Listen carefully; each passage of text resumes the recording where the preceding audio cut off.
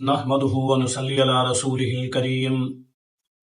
أما بعد فأعوذ بالله من الشيطان الرجيم بسم الله الرحمن الرحيم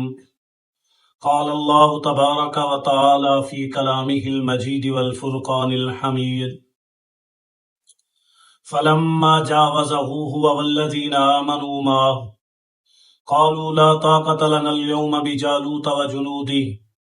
قال الذين يظنون أنهم ملاقو الله كم من فئة قليلة غلبت فئة كثيرة بإذن الله والله مع الصابرين ولما برزوا لجالوت وجنوده قالوا ربنا أفرغ علينا صبرا وثبت أقدامنا وانصرنا على القوم الكافرين صدق الله العلي العظيم۔ میرے واجب الاحترام خواتین و حضرات، ارشاد باری تعالی ہے فلما جاوزہ ہوا، بس جب اس نہر کو پار کر لیا حضرت طالوت رحمہم اللہ تعالی نے، والذین آمنوا معہ، اور وہ لوگ جو ایمان لائے ان کے ساتھ تھے، یعنی حضرت طالوت اور ان کے ساتھیوں نے جب امتحان کے بعد جو لوگ اس امتحان سے فارغ ہو گئے انہیں چھٹی دے دی گئی۔ 313 افراد پر مشتمل یہ لشکر اس نہر کو پار کر کے جب آگے نکلتا ہے تو پھر دو گروہ بن جاتے ہیں۔ دونوں ایمان والے ہیں، دونوں ہی مضبوط ہیں، دونوں ہی ان کے وفادار ہیں، دونوں ہی اللہ تعالی کے برگزیدہ لوگ ہیں۔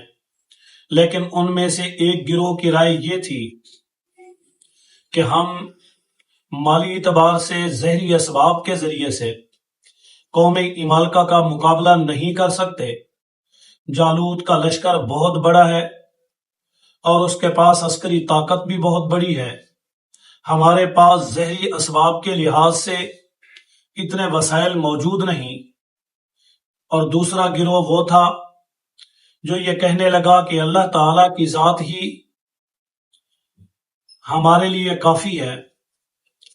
اور اگر وہ چاہے تو ہم ان پر غالب آ سکتے ہیں،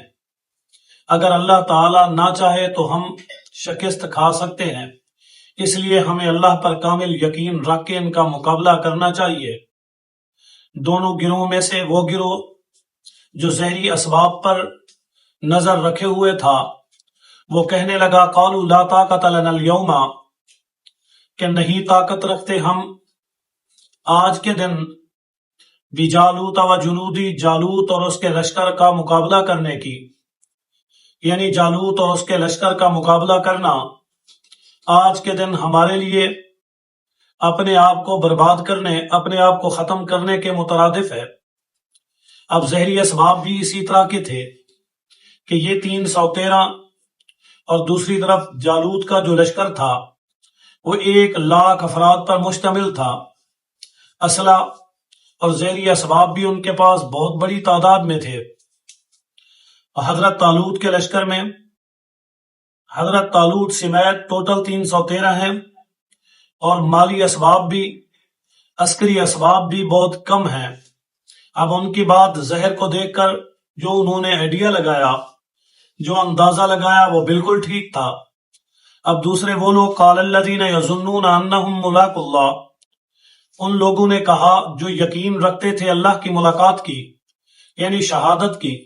انہوں نے کہا کہ یا تو پھر آر ہوگا یا پار ہوگا، یا تو ہم زندہ رہیں گے یا اللہ کے نام پر شہید ہو جائیں گے۔ لیکن بہت بار ایسے ہوا کم من فئۃ قلیلۃ، کہ بہت سارے چھوٹے لشکروں نے، بہت سارے چھوٹے گروہوں نے غلبت فئۃ کثیرہ، غلبہ حاصل کیا بہت بڑے لشکروں پر، بہت بڑے گروہوں پر، بہت بڑی جماعتوں پر، باذن اللہ، اللہ تعالیٰ کے حکم سے، اللہ کی مدد کے ساتھ، یعنی اللہ کی مدد کے ساتھ بہت سارے چھوٹے گروہ ایسے گزر چکے ہیں جو غالب آ گئے بہت بڑے لشکروں پر، بہت بڑی جماعتوں پر۔ واللہ مع الصابرین، یقینی بات ہے کہ اللہ تعالیٰ صبر کرنے والوں کے ساتھ ہے، تو ہمیں بھی چاہیے کہ ہم صبر کریں، اللہ پر یقین رکھیں، اللہ تعالیٰ پر یقین رکھتے ہوئے، توکل اور بھروسہ کرتے ہوئے ہمیں ان کا مقابلہ کرنا چاہیے۔ ولما برزوا لجالوت وجنودہ، جب ان کا سامنا ہوا یعنی طالوت علیہ الصلوۃ والسلام کے لشکر کا جالوت کے لشکر کے سامنے آئے۔ اب جالوت نے دیکھا کہ 313 ہیں، تو اس نے اپنے لشکر والوں سے کہا کہ 1,00,000 کا میرا لشکر ہے اور میرے مد مقابل 313 ہیں، تو 313 کے ساتھ 1,00,000 لشکر کے لڑنے کی ضرورت نہیں، میں اکیلا ہی ان کے لیے کافی ہوں، میں خود ہی ان کا مقابلہ کر لوں گا۔ تو اس دور کے اندر یہ بات ہوتی کہ دونوں لشکروں میں سے ایک آدمی سامنے آتا، ایک ادھر سے اور ایک دوسری طرف سے، پہلے وہ دونوں مقابلہ کرتے، پھر اس کے بعد پورے لشکر کا مقابلہ ہوتا۔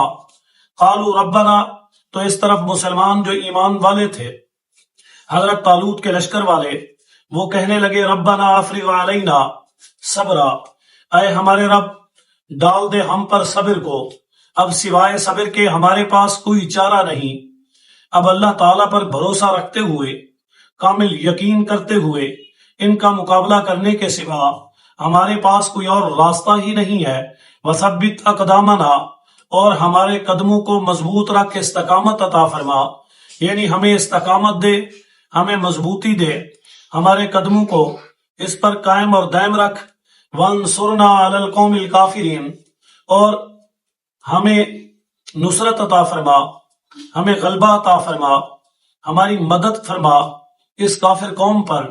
یعنی کافر قوم پر ہمیں غلبہ عطا فرما، ہماری نصرت فرما، ہماری مدد فرما کہ ہم ان پر غالب آ جائیں۔ اسی انداز میں ان لوگوں نے دعا کی، پھر اللہ نے انہیں کامیابی دی، جو انشاءاللہ آگے بات